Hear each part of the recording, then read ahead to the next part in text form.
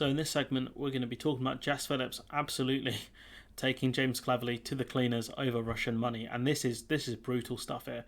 So regardless of our thoughts on Jess Philips, she absolutely bodies James Cleverly, which isn't the hardest thing in the world to do, but credit where credit's due. I'm not convinced, and I also think trying to sort of straw man it and say that we're somehow attacking all Russians. I'm in no way attacking all Russians.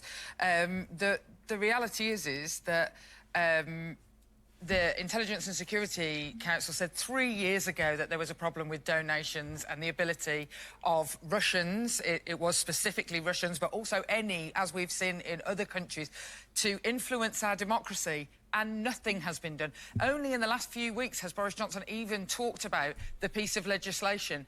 Now, just in case viewers aren't aware of this, to pass a bill through Parliament, I mean, you're lucky if you get it done in 2 years. So in 2 years' time, there might be some legislation that has been being asked for 5 years. The reality is we have known about this dirty Russian money. We have known that Companies House is not suitable because it allows Shell Company to hide this money from that person.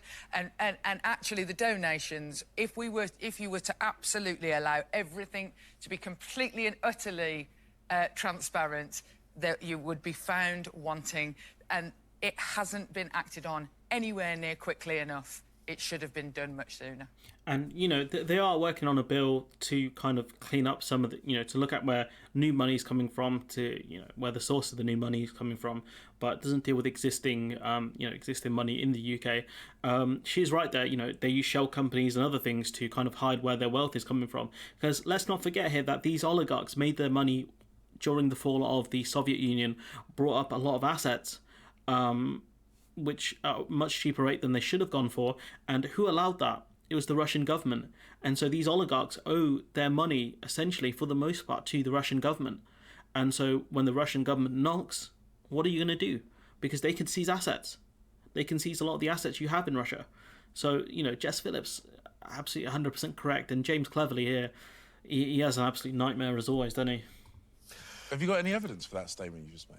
Which statement? What do you mean? Have I got any evidence? Well, which statement? The legislation has not been enacted. Well, with regards to the donations to the party is completely transparent. Completely transparent, so you know exactly where all... So in Companies House, you don't have any concerns, because the minister your security minister said something completely different today in the Commons, where he said, actually, you're right, Companies House allows for companies to hold money and for it not to be clear where it's come from. So you can say with absolute certainty that no money ever linked to anything to do with Putin and the Russian state has ever come to the Conservative Party. You may very well be able to in a few years' time when we see this legislation come to reality, but you cannot say that now, and the British public deserve it. Well, that you could say the same donations to the Labour Party.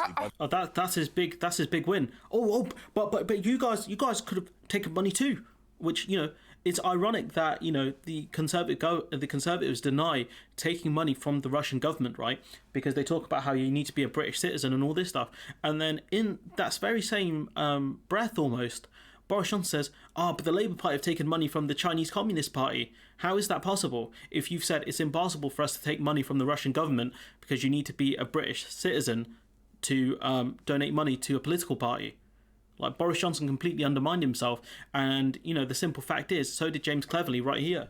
100%. So that's why the Labour Party has been calling for the legislation for the last 5 years. I don't know if you're aware of this, James, but you've been in government for 12 years. That's true. They've been in government for 12 years. They could have dealt with this issue, should have dealt with this issue. But the simple fact is, elections are expensive, and all that Russian money, it does help. And James Cleverly's like, you got evidence for that? And it's like she cited a Tory minister on this, who said there are problems with Companies House. So James Cleverly, unless he hasn't actually heard what his own party are saying, maybe he plays the idiot a bit too well sometimes. I don't know. Is he playing the idiot, or is he an actual idiot? I don't know. His surname is very ironic, but the simple fact is this is his big win here. He goes, look, there it's around here. Look, this is the argument he goes for. Time when we see this legislation come to reality, but you cannot say that now, and the British public deserve it. Well, that you could say the same donations to the Labour Party. And that the simple fact is, she's right. I mean, he's right. You could try and make that argument for the Labour Party. That's why it's a problem, James. Jesus. Company's House, anyone can set up a company thing. I think if you're a British citizen, or if you have a right to live here, you can set up a company. It's like £100. That's why during the pandemic we saw a load of companies being set up via Company's House, and they got massive government contracts that were worth far more than the assets listed in Company's House. And so it's not fit for business. COVID exposed that, really. So yeah, massive credit to Jess Philips. Not the biggest fan of her, but credit where it's due. But anyways, I'm gonna leave it there. Let me know what you think in the comments below. Like, comment, share, subscribe. Support the channel on Patreon if you can. If you see more clips like this, shove it in the Discord and I'll have a look at them. But yeah, I'll see you next time.